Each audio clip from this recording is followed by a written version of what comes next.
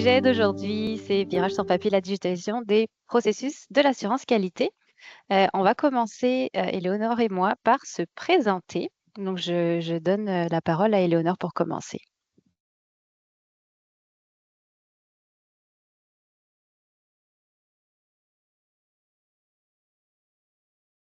Est-ce que vous entendez, Éléonore? Tout à l'heure, on s'entendait, mais là, je vous entends Oui, plus. c'est vrai. Je pense qu'il n'y a que moi qui entends Éléonore dans la pièce. Pourtant, tu n'es pas en mute, c'est bizarre. Sinon, je vais te passer mon micro. Oui, il n'y a pas de souci. Est-ce que vous m'entendez maintenant? Oui, ça y est. Oui, OK, parfait. Bonjour tout le monde. Merci beaucoup, Sarah, pour l'introduction et merci beaucoup à Cyrielle aussi. Je veux juste profiter pour vous présenter un petit peu Théma Solutions. On est basé au Québec depuis 2006. Et en fait, nous, Théma Solutions est une firme spécialisée dans la transformation numérique qualité. On accompagne tous nos clients pour, justement, comme le titre vous le dit, digitaliser leurs processus et vraiment les accompagner dans leur transformation. Et donc, moi, ça fait 10 ans que je suis avec Théma. Je suis directrice des ventes et marketing. Et je travaille beaucoup avec nos clients pour justement transformer et digitaliser leur processus qualité. Et aussi, on travaille beaucoup avec nos fournisseurs pour répondre à leurs besoins, leur proposer aussi des outils qui sont nouveaux dans le marché. Et c'est ça. Bonjour. Merci Éléonore. Et de mon côté, donc je suis Cyrielle. Initialement, je viens donc du monde de la qualité aussi. J'ai travaillé pendant 10 ans dans l'industrie cosmétique, entre autres chez Marcel et Galderma. Et depuis un an, j'ai rejoint Théma Solutions, donc pour faire de la digitalisation de processus d'assurance qualité. Donc ce que j'avais fait en fait dans mon ancien travail chez Groupe Marcel avec Théma. Et donc finalement, j'ai tellement aimé faire ça que je fais ça pour d'autres entreprises maintenant. Et donc, en fait, ça me fait plaisir aujourd'hui de venir partager un petit peu. J'adore ça, faire de la simplification de processus, analyser vraiment des processus et puis les digitaliser pour que ce soit plus simple pour tout le monde. C'est hyper intéressant comme démarche pour moi. Donc, je vais vous montrer avec des visuels aujourd'hui à quoi ça peut ressembler et puis quelle est la démarche d'un tel projet. J'imagine en fait que les raisons pourquoi vous devez être présent aujourd'hui, ça doit être qu'il y en a parmi vous qui ont peut-être soit des projets de digitaliser, soit vous avez parfois des outils en place et puis envie d'aller vers d'autres outils, ou alors vous l'avez déjà fait et puis ça vous intéresse de voir comment c'est fait de façon générale ailleurs. Donc ça va permettre de donner un exemple. Donc, ce qu'on va regarder aujourd'hui, d'abord, il va y avoir une mise en contexte. On va expliquer les objectifs de la digitalisation. Je vais lister les étapes de projet, un exemple évidemment. On va faire une démo dans un outil, donc un faux outil chez un faux client. On va expliquer les retours sur investissement et les bénéfices d'un tel projet. On passera sur les facteurs de succès et les défis. Et également sur les petits plus qu'on peut ajouter à ce genre de projet, donc aller plus loin. Et à la fin, comme le disait Sarah, vous aurez l'opportunité de poser vos questions. Alors d'abord, pour mettre en contexte, donc vous devez peut-être déjà tous connaître ce vocabulaire. Donc QMS, on parle de Quality Management System en bon français. Donc c'est un système de gestion de la qualité. Donc il s'agit d'aller ajouter nos processus de gestion de qualité dans un outil centralisé.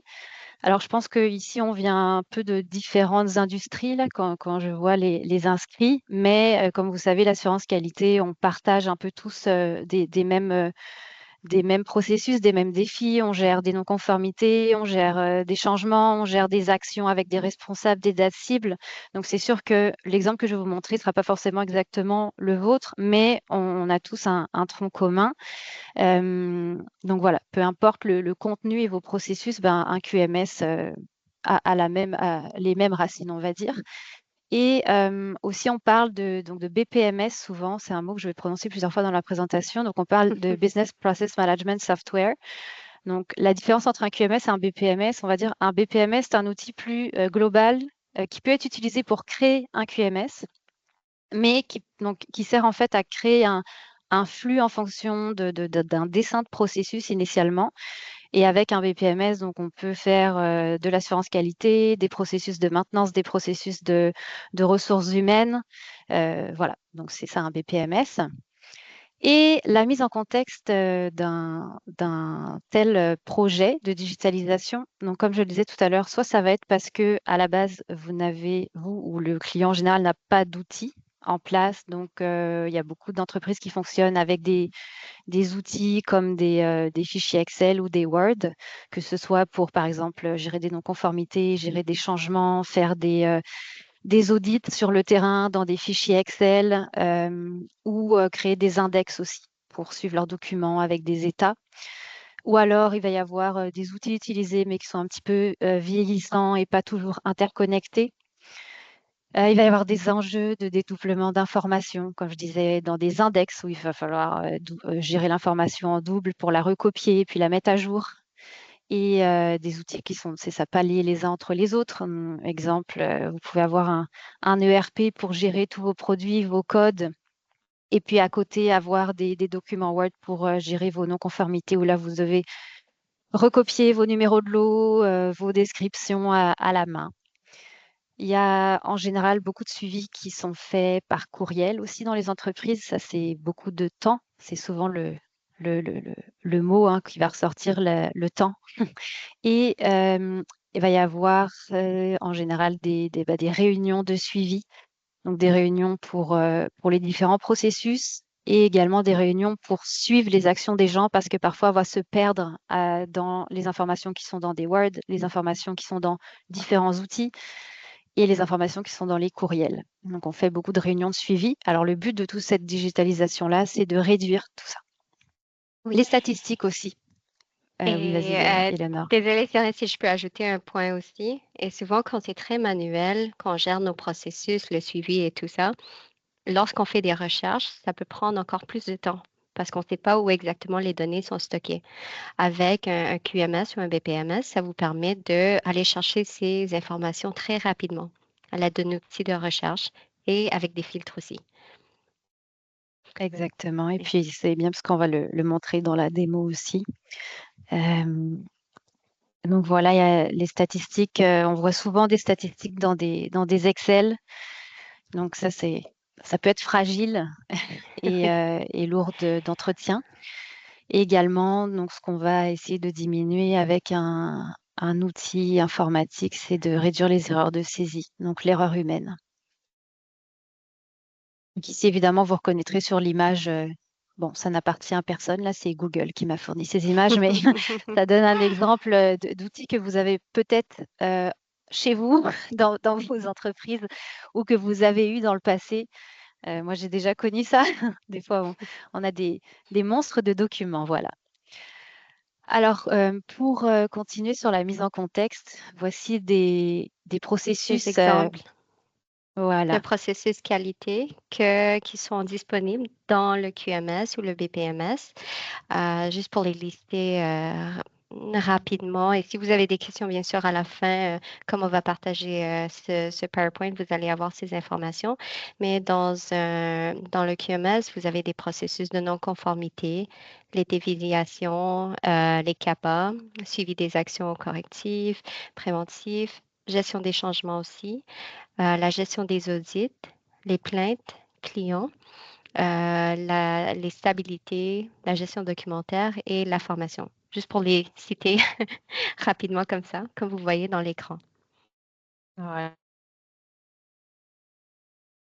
En fait, mais évidemment, selon vos industries, vous pouvez avoir d'autres processus. Et là, ce sont vraiment pour les processus communs, on va dire.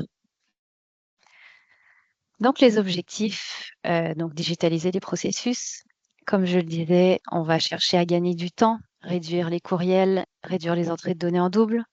On veut avoir une meilleure visibilité sur les priorités. Donc, on peut classifier des actions, de la criticité, mineure, majeure, critique, on va le voir dans l'exemple. On veut assurer un meilleur suivi des actions, être capable de rentrer dans notre date cible, être capable de suivre les délinquants, de prioriser, d'allonger des délais aussi sur des actions en fonction des urgences, de mettre l'emphase sur les actions préventives, c'est-à-dire en réduisant le temps que des personnes qui travaillent en assurance qualité, par exemple, passent à faire des suivis à non-valeur ajoutée, de l'entrée en double, etc. Donc, de données en double, on essaye vraiment de libérer du temps aux employés pour pouvoir travailler sur des actions préventives et sur de l'amélioration continue.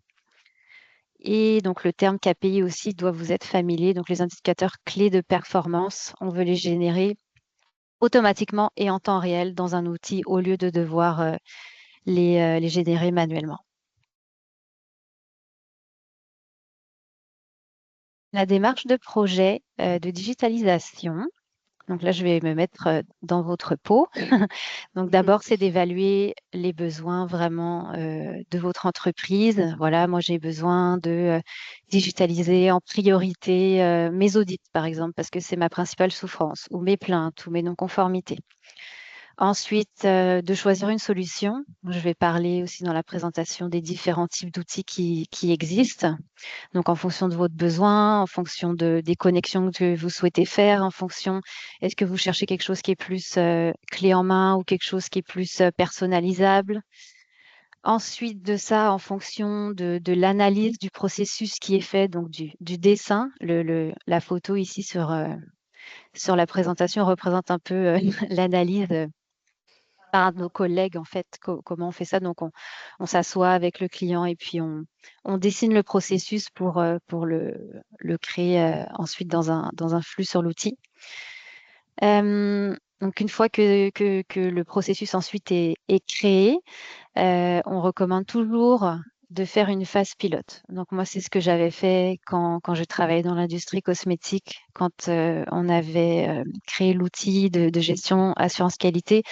On avait choisi quelques utilisateurs. Alors, pas forcément des utilisateurs qualité en tant que tels. On peut aller chercher une personne en production, une personne aux achats, une personne en logistique, une personne en maintenance, pour vraiment avoir des gens qui vont vivre avec l'outil et qui peuvent donner dès le début leur opinion. Bon, il faut choisir les personnes, mais qui ont une vision un peu amélioration continue pour avoir l'outil le plus qui réponde le plus possible aux besoins de l'entreprise et de tous, avec la réalité de tous. Ensuite de ça, une fois que la phase pilote est faite, les gens vont donner des corrections. On recommande mineures pour être capable de, comme je dis toujours, de finir par accoucher un jour, parce que sinon on n'accouche jamais. Et pour les personnes, par exemple, qui sont dans l'industrie pharmaceutique ou autre, avec certaines réglementations, on va avoir, dans certains cas, une étape de validation avec un protocole et des tests à faire sur l'outil pour démontrer qu'on répond aux besoins réglementaires et aux besoins de l'entreprise.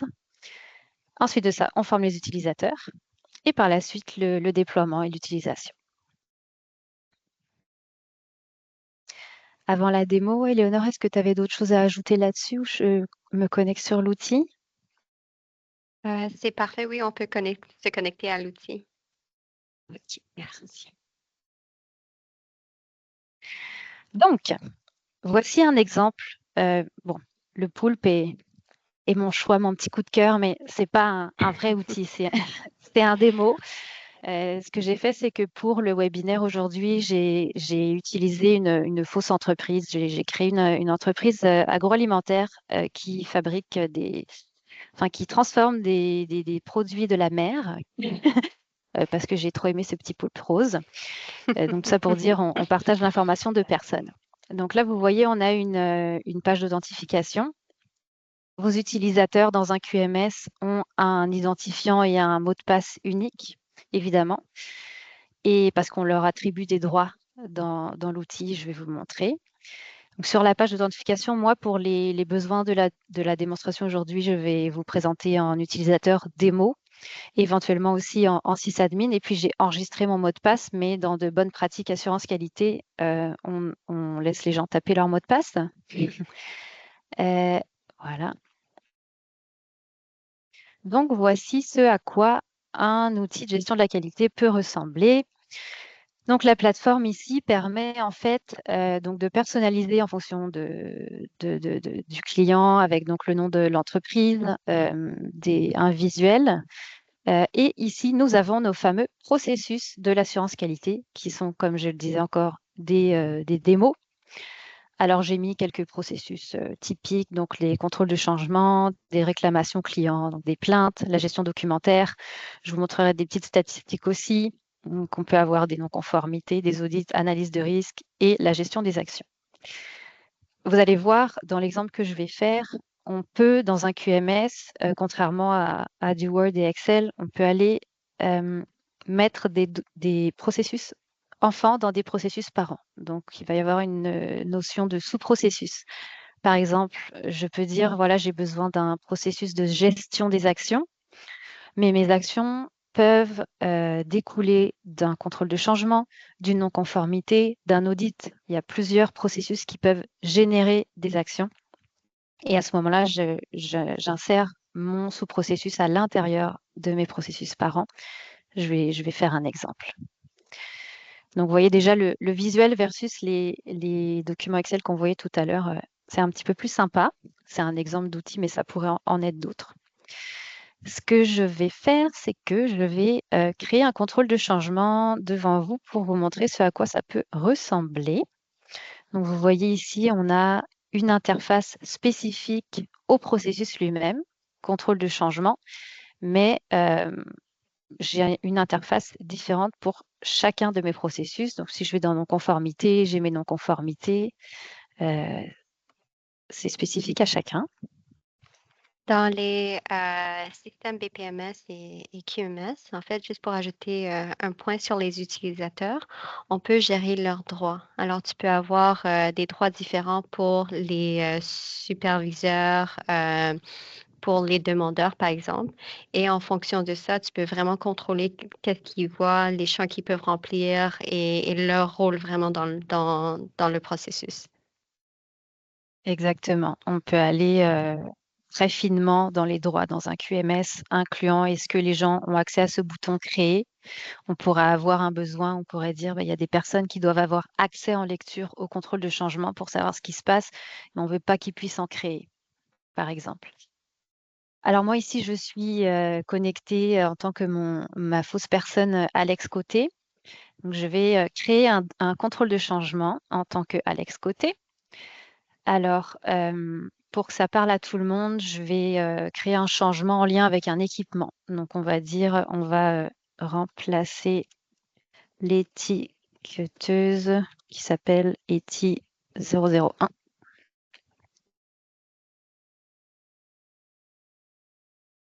Donc, vous voyez, quand on est dans un outil, contrairement à du Word, on a certaines informations qui sont automatiques. On a déterminé en arrière dans l'outil une nomenclature pour notre document. Alors, j'imagine que vous avez votre propre nomenclature. Donc là, CC, ça pourrait être 2024 au lieu de 24. Ça pourrait être 4-5 chiffres par la suite. Donc, on vient personnaliser la nomenclature et vous voyez les champs système. Donc, la date de création est automatique, le créateur est automatique parce que bien sûr, quand on est dans un outil, il est intelligent, donc il sait que je suis connectée en tant que Alex Côté en ce moment. Et on a tous nos autres champs. Là, on doit aller remplir nous-mêmes pour aller faire nos choix. Alors là, l'outil que je vous montre maintenant, c'est un outil qui est personnalisable à 100%. Donc, on peut aller rajouter toutes nos valeurs à l'intérieur des listes. On peut aller choisir quel champ on veut, de quel type ils sont. Donc, des champs texte, des champs utilisateurs, des champs date, des champs pièces jointes, du sous-processus. Là, dans mon exemple, on va dire c'est un type de changement équipement. Là, vous voyez, par défaut, ça m'a rajouté un champ pour spécifier quel équipement parce que j'avais dit que c'était un équipement. Donc, ce sont toutes ces petites choses-là qui facilite la vie qu'on peut faire dans un outil versus dans du manuel. Alors là, j'ai créé, évidemment, c'est faux, mais j'ai créé une liste de valeurs en arrière. Hop, rajouter mon petit. Et ici, donc on va décrire le changement. Donc on va dire qu'on veut remplacer l'étiqueteuse. OK, je vais pas trop m'attarder sur l'exemple. On va dire qu'elle est cassée. Je peux aller sélectionner des pièces jointes. Alors je vais aller voilà, mettre le logo du MQQ. Ça pourrait être à différents niveaux dans le processus. On peut aller mettre comment dire, des preuves de calibration d'équipement. On peut mettre des photos pour une non-conformité. On peut aller mettre des instructions. On peut aller mettre une procédure. Enfin, tout ce que vous voulez comme pièce jointe pour un besoin qualité. Oui, et à partir d'une tablette aussi, vous pouvez accéder vous pouvez créer cette demande-là et si vous êtes sur le plancher, prendre une photo et le joindre à votre demande. Exactement. Et comme je disais tout à l'heure, on peut inclure un processus dans un processus. Alors là, juste au cas où, je vais faire un petit enregistré. Je vais faire exprès d'aller créer une action à l'intérieur de mon contrôle de changement. Donc, comme vous voyez là, je veux remplacer l'étiqueteuse. Mais pour remplacer l'étiqueteuse, j'ai peut-être plusieurs choses à faire. Je dois aller lui créer un code, je dois aller désinstaller l'ancienne, je dois faire peut-être une calibration, je dois faire une mise en service. Donc, je peux avoir des actions pour différents départements. Donc ici, par exemple, je vais dire créer un code d'équipement.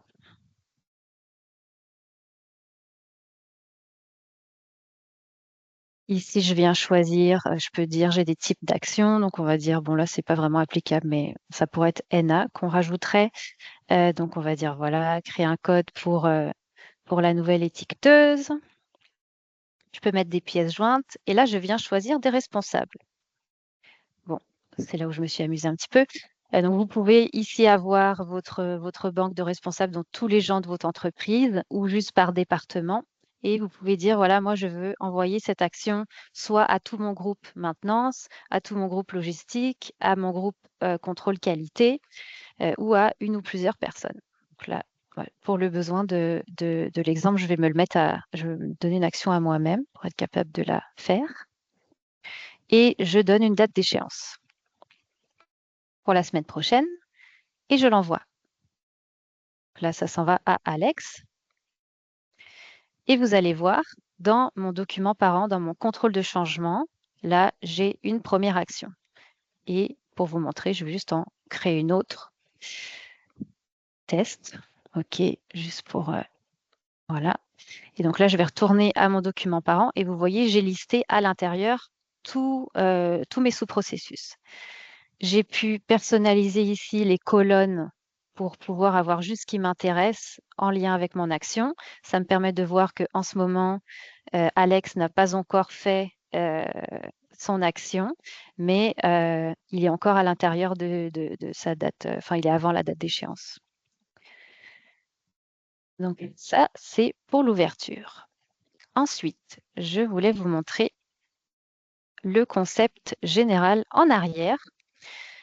Pour avoir un processus comme ça, ce qu'on fait, c'est qu'on dessine, on doit faire un petit dessin. Hein. Vous voyez tout à l'heure sur, sur l'image, on dessine au tableau, on part de la base et on détermine quelles sont les étapes d'un processus. D'un processus. Et à l'intérieur de chaque étape, là, nous avons dessiné le formulaire. Donc, vous voyez ici, nous sommes à l'étape d'ouverture de mon contrôle de changement. Et là, j'ai tous ces champs-là. Donc, maintenant que mon ouverture est faite, je peux l'envoyer à la prochaine étape, à l'intérieur de laquelle j'ai géré des droits. Donc, j'ai mis mes utilisateurs tests qui sont Alex et Jane dans l'étape de révision. Je n'irai pas forcément à chaque étape. Le but, c'était vraiment de vous montrer en quoi ça consiste et de vous permettre de visualiser ce que ça donne dans un outil. Vous voyez ici que vous avez les données système, c'est-à-dire moi, Alex Côté, j'ai appuyé sur le bouton « Envoyer » aujourd'hui à 12h28 en tant que rôle initiateur. Donc, vous avez cet historique des modifications en tout temps. Je vais me connecter après en sysadmin pour vous montrer jusqu'où on est capable d'avoir le détail de l'audit trail, en bon français, de l'historique des modifications. Donc, ça ressemble à ça pour un contrôle de changement. Si je retourne dans l'aide, vous voyez que là, maintenant, je suis passée à la deuxième étape. Si vous voulez ajouter, comme disait Cyria, si vous voulez ajouter des champs ou des étapes dans votre formulaire, c'est très rapide et simple à le faire. En fait, c'est comme une application où tu drag and drop en bon anglais. Et comme ça, c'est personnalisé, c'est adapté à vos processus métier qualité aussi. Exact. Et si je reviens sur ma vue contrôle de changement, on a vu apparaître notre document ouvert ensemble aujourd'hui. Donc, il est là. On voit les dates automatiques, à quelle étape je suis en ce moment. Pourquoi je vous montre ça? Parce que ces vues-là, moi, ce que je faisais quand j'étais dans l'industrie cosmétique, je les utilisais pour faire mes KPI. Comment? Donc, si je vais ici, donc ces vues-là, on peut faire tout ce qu'on veut. Donc là, par exemple, je me suis fait une vue avec tous les documents, tous les contrôles de changement, peu importe qu'ils soient ouverts, fermés, à quelle étape ils sont là. On peut aussi se créer des vues pour ceux qui sont de type produit, ceux qui sont de type équipement. Donc, par exemple, je vais avoir ici mon étiqueteuse parce que je l'ai mise de type équipement, j'ai mis un filtre là-dessus. Si je vais dans tous les documents, je peux m'amuser à faire des filtres et aller faire de l'extraction Excel. Donc, exemple ici, si j'avais pas eu ma vue équipement, ben, je pourrais dire, moi, je veux filtrer par type de changement, de type équipement. Et là, j'ai juste celui-ci qui s'affiche. Tout ça pour dire, peu importe votre processus, peu importe votre besoin, à la fin, vous pouvez télécharger au format Excel.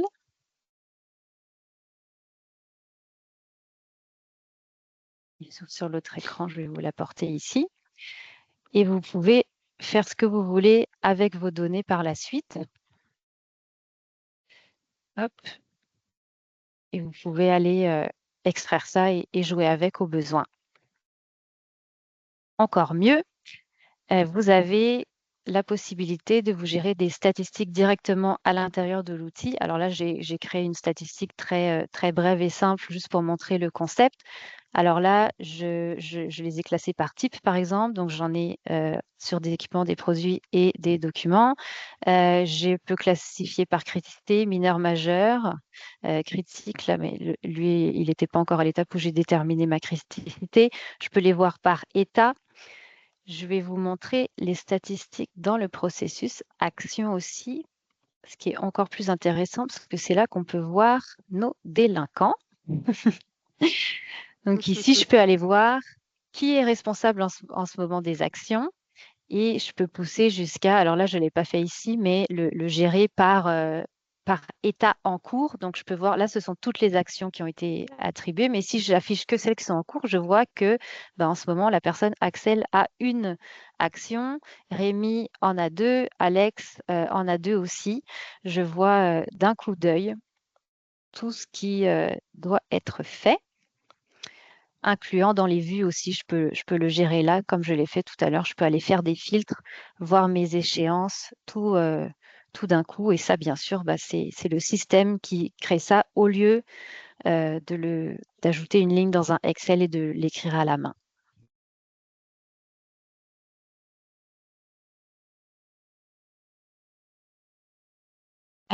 Ici, vous pouvez aussi assez facilement retrouver des informations dans tout votre QMS. Donc, par exemple, hier, j'espère que ça a fonctionné, j'ai créé un contrôle de changement, voilà, sur un, un changement en lien avec notre produit, faux produit saumon fumé. Donc là, je retrouve facilement mon contrôle de changement sur le saumon fumé, pour l'exemple. Et ça fait le tour de ce que ça peut donner au niveau visuel. Je vais le laisser ouvert au cas où pour les questions après. Ici, je vous ai donné un exemple aussi de notification parce que ce qu'un outil peut faire, c'est au lieu de dire, bah voilà, moi, je dois avertir la personne de la production que j'ai une non-conformité et qu'il doit faire une action, le système va automatiquement lui envoyer les informations d'intérêt. Donc, j'ai choisi que moi, pour ce contrôle de changement, d'une étape à l'autre, je dois avertir et dire c'est telle personne qui a créé le document à telle date, c'était tel type de changement, voici son titre, etc. avec la description. La personne reçoit un courriel avec le lien du document, il se connecte directement, donc c'est un courriel automatisé, elle sait qu'elle doit agir dedans. On peut comme ça créer aussi, donc il peut y avoir des notifications de type intervention quand les gens doivent intervenir ou des notifications juste pour information. Par exemple, veuillez prendre note que la non-conformité que vous aviez créée est maintenant fermée, par exemple.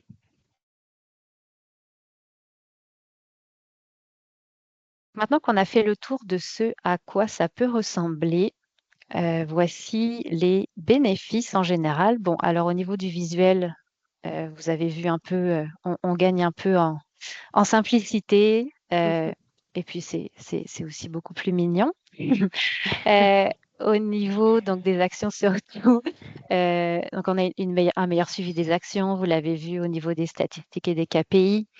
On diminue les risques d'erreur, donc de retranscription. Et puis, bah, on peut faire des statistiques sur les occurrences, voir que bah, on peut sortir assez facilement qu'on a tout le temps le même type de non-conformité pour aller porter des actions d'intérêt.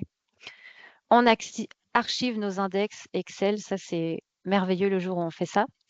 On diminue les courriels, on gère des statistiques. Bon, tout ça, on l'a déjà dit au fur et à mesure. Et comme vous pouvez sûrement le voir aussi, tout le monde travaille plus en collaboration. Donc, c'est plus en silo. Avec les champs qui sont obligatoires aussi, ça permet à chaque personne qui doit intervenir dans un processus de savoir quelle information rentrer quand, avec aussi des petits boutons avec le question mark qui permet de donner plus d'informations aux utilisateurs. Et comme Cyrielle l'a mentionné aussi, c'est plus user-friendly. On peut l'adapter à vos couleurs aussi. Vous n'êtes pas obligé de l'avoir en rose. Nous, on aime le rose. Voilà, comme le MQQ. Donc, j'en profite en même temps pour me reconnecter sur l'outil en tant que sysadmin pour vous montrer au niveau conformité réglementaire le suivi des modifications. Donc, vous voyez sur le document que nous avons créé ensemble aujourd'hui, j'ai mon audit trail très demandé en audit réglementaire. Donc, pour savoir, pour chacun de mes champs, tous les changements que j'ai faits, quelle était mon ancienne valeur, si applicable, quelle a été la nouvelle valeur, qui a changé, à quelle date et heure précise. Donc, automatiquement, vous avez tout cet historique-là. Et ça, c'est un besoin réglementaire pour plusieurs industries. Idem en termes de validation. Donc évidemment, quand vous gérez des process qualité dans des Word et Excel, ça va être rare qu'on fasse une validation dessus. Donc là, on est sur des outils sur lesquels on peut rédiger un protocole et faire des tests pour démontrer la conformité. Intégrité des données, vous l'avez vu dans la démo. Alors ça revient un peu à mon point vraie valeur. On ne peut pas tricher. Alors c'est à double tranchant. On ne peut plus rien tricher. On a les vrais utilisateurs à la vraie heure. Et surtout, on peut personnaliser les droits, comme je vous l'ai montré, à chaque étape du flux, sur chaque processus, sur chaque application. Je peux donner accès en lecture aux non-conformités, je peux donner un accès de type administrateur, un accès de type juste créateur, utilisateur, tout se personnalise. Et comme le disait Léonore tout à l'heure, au niveau mobilité, là, quand on entre sur un outil web comme ça, on peut travailler sur une tablette, par exemple, avoir des tablettes ou des ordinateurs sur le terrain, par exemple pour des audits. On a plusieurs clients qui font ça.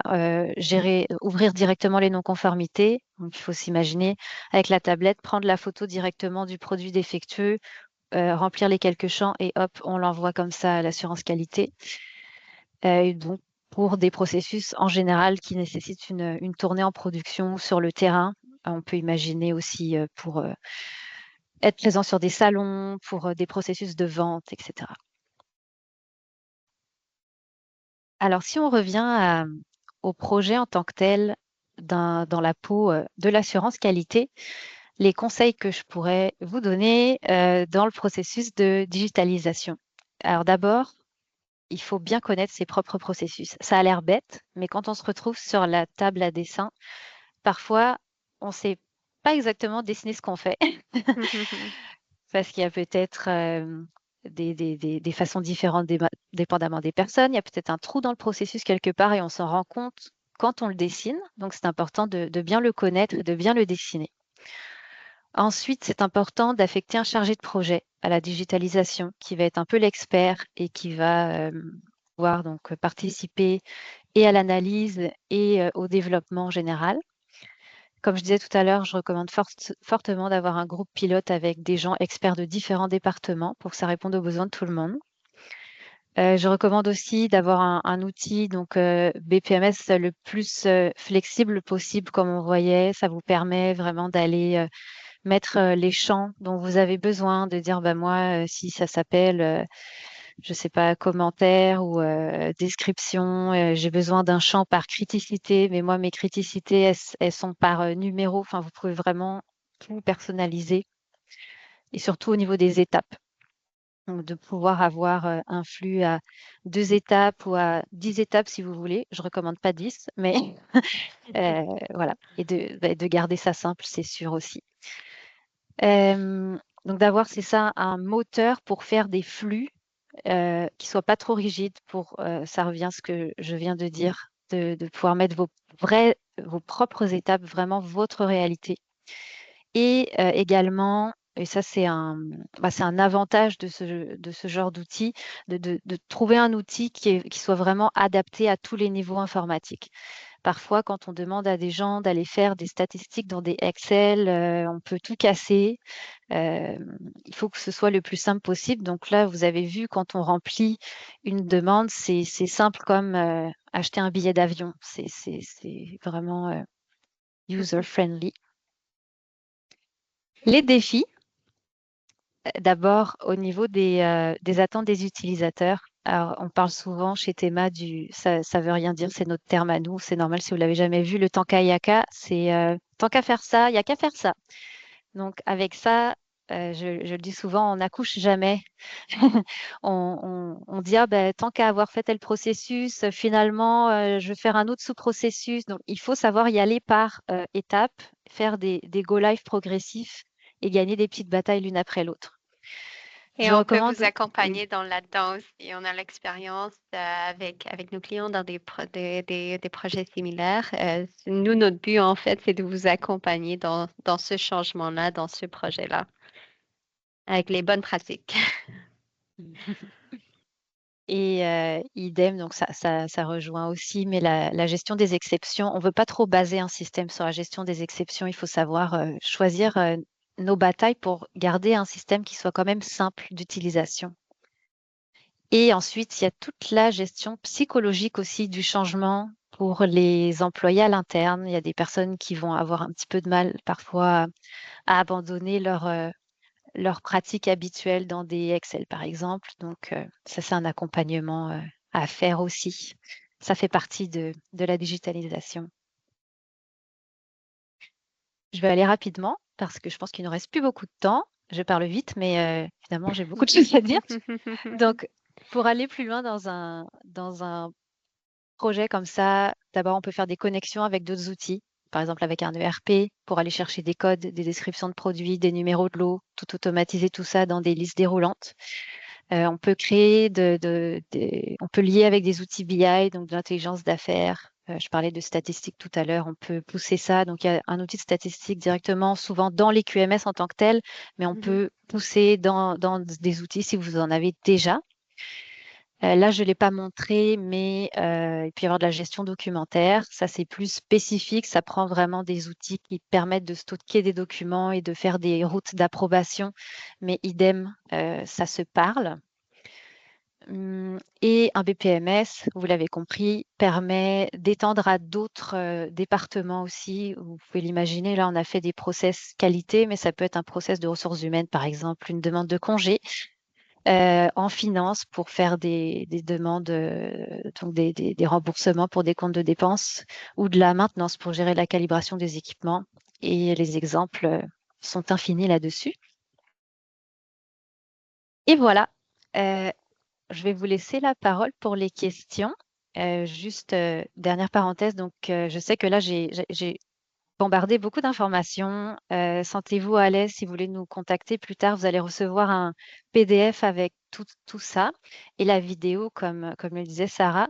Dedans, il y a nos coordonnées à Éléonore et moi-même et le lien vers notre LinkedIn ainsi que les coordonnées de Théma Solutions. Et je vous laisse la parole. Merci beaucoup.